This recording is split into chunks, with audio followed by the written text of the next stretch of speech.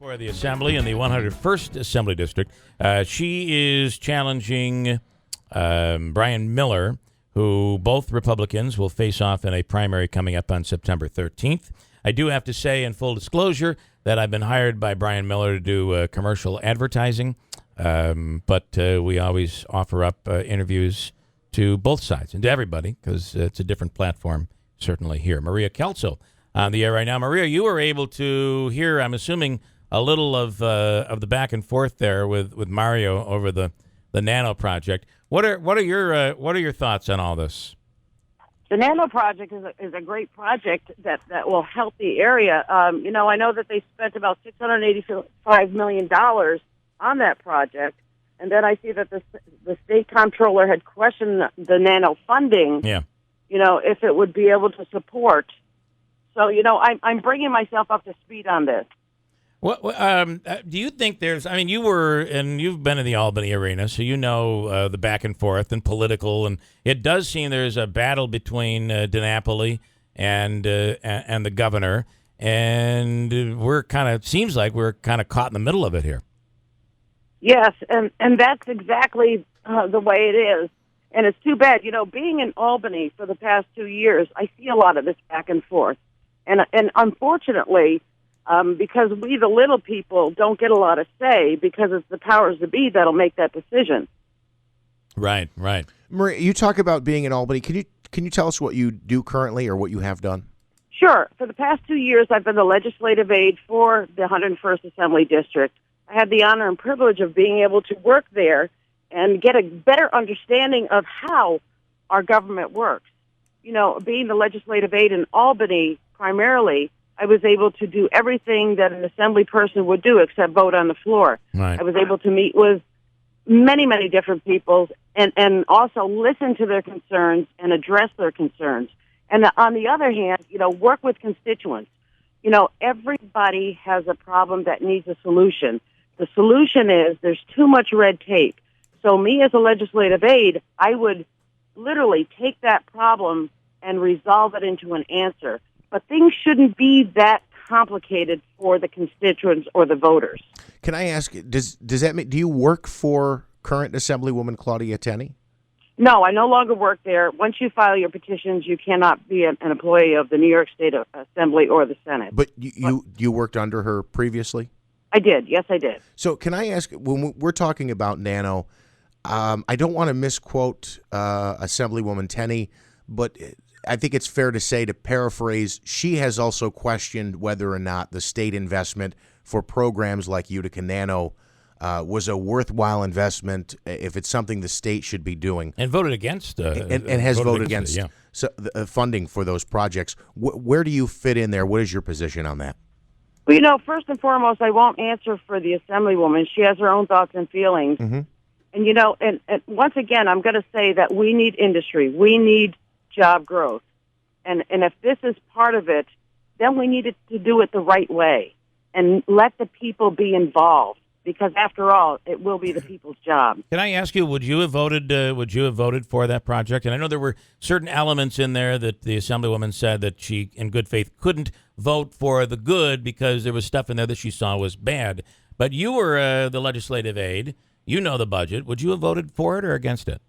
Well, Bill, I have to tell you, a lot of times when you get material in front of you, the heading of that project or that bill will look fabulous. But once you get into the guts of that bill or that project, then there's a lot of takebacks. A lot of takebacks that would infringe and hurt the public. So that's more than likely why she voted or has the same feelings that she has now, because she read into the guts of that. Right. And didn't like what it would have portrayed in the end. And you don't know the guts of it, so you couldn't answer whether you would have voted or would not have voted for it? That's a proper statement. Okay, Thank you. That's fair. So how would you be, what kind of legislator will you be? If you're elected into the Assembly, how will you be the same as Assemblywoman Tenney? How will you differ? This is the first thing I want to say. This is the people's seat. I just would like to be their voice. That's what I would like to be. I'm a strong I'm a very strong person.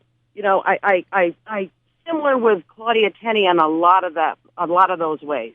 You know, we have pretty much the same platform as far as what our thoughts and feelings are. You know, and I got used to, you know, working with her, what her likes and dislikes are. And I would be a lot like she is. All right. And she was. Okay. Can I ask, excuse me, about, I see some issues here listed on your website. Let's talk about ethics reform, obviously, on the heels of those two major corruption convictions in both the Senate and Assembly. You know, I was in Albany when that all went down. I was on the elevator with Skelos, and I was also on the elevator with Silver. And I just looked at Silver one day, and it was a packed elevator, and I said, things are heating up. And he just kind of looked at me with like the deer in the headlights, and everybody in that elevator just kind of like froze. Well, you know what? Well, it's a true statement, and I'm going to say it. I was on the elevator alone with Dean Skelos, and I have to say, I support our Republicans. I've always, because I'm the Delaware County Republican chairwoman, I'm a New York State Republican committee woman. But when you do wrong, you do wrong. And so I looked at Dean Skelos, and I got off at the 4th floor, and he was getting off at the 9th, and I said, remember what happened to Bruno? And he just kind of looked at me like, I can't believe you just said that to me. Yeah. I said, yeah, I did. Where are you on the Oneida Nation? It was certainly has been a key issue for the Assemblywoman in the 101st. Where will you stand on that? Well, you know what? For now, I'm very neutral about things like that. I am my own individual. I just want to point that out. I'm not Claudia Tenney. Maria Kelso is making her way as Maria Kelso, the individual. I'm not being tied to anybody. And as far as the Oneida Indian Nation, it's there. It's an entity. I'm not going to get involved in he said, she said, and any of that back and forth. This is almost has been called a punishment district when they redistricted, and I know you know exactly what I'm talking about. I do. It looks like I don't know, we've seen it, people call it all different sorts of things, but it looks like some monster out of a movie, maybe it's a lizard or I don't know what, but it is probably the most difficult district in all of New York State, starting up here in Oneida County and making its way all the way down into Orange County, and in some of the counties, just a small little strip it goes through. You know what you're getting yourself into, and B, how can you legislate? How can anyone legislate? Because the values do seem to be a little different. The desires and needs of people maybe in Orange County would be different than someone in Herkimer County. How do you handle that?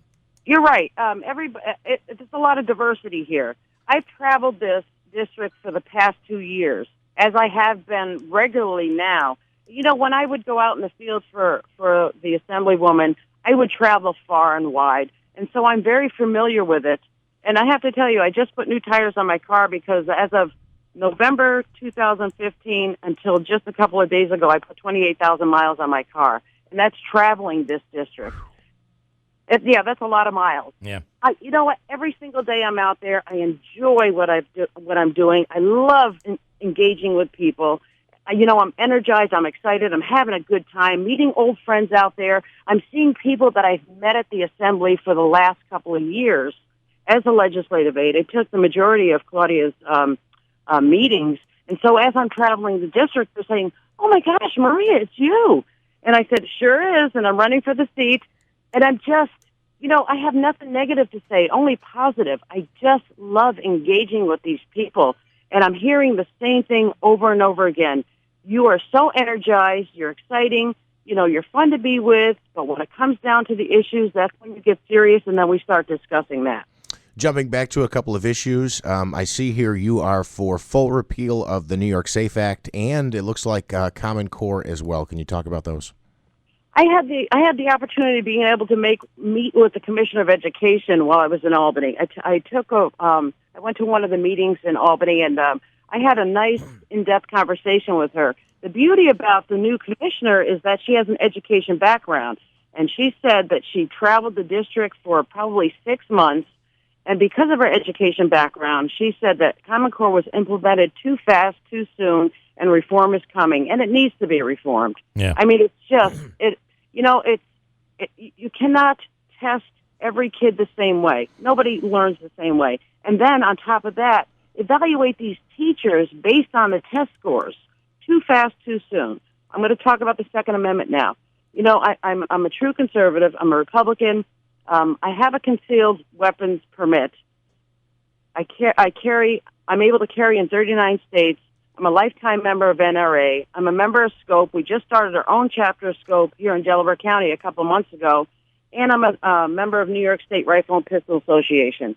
I have an A rating with both SCOPE and New York State Rifle and Pistol Association. I'm waiting for my rating from NRA right now. So, yes, when it comes to the Second Amendment, I'm very strong on that, and I'll always fight for our rights. In SCOPE, what is SCOPE? SCOPE is another entity. It's an education program for gun owners. Okay. And this is a very quick primary coming up here. We're moving very, very quickly. Just a couple of weeks left. Anything you want to add of why you believe people should vote for you? I'd say pull the lever, but we don't do that anymore. No, that was we don't do that anymore. Yeah. I'm humbly asking the voters to please go out and vote for me on Tuesday, September 13th. This is a people's seat. I just want to be able to navigate and be a strong voice for these voters. I'm all about solutions. Throw me a problem, I'm going to find a solution. Do I have a magic wand? Absolutely not. I don't. And I want to say that the senior citizens need somebody to advocate for them. Our veterans.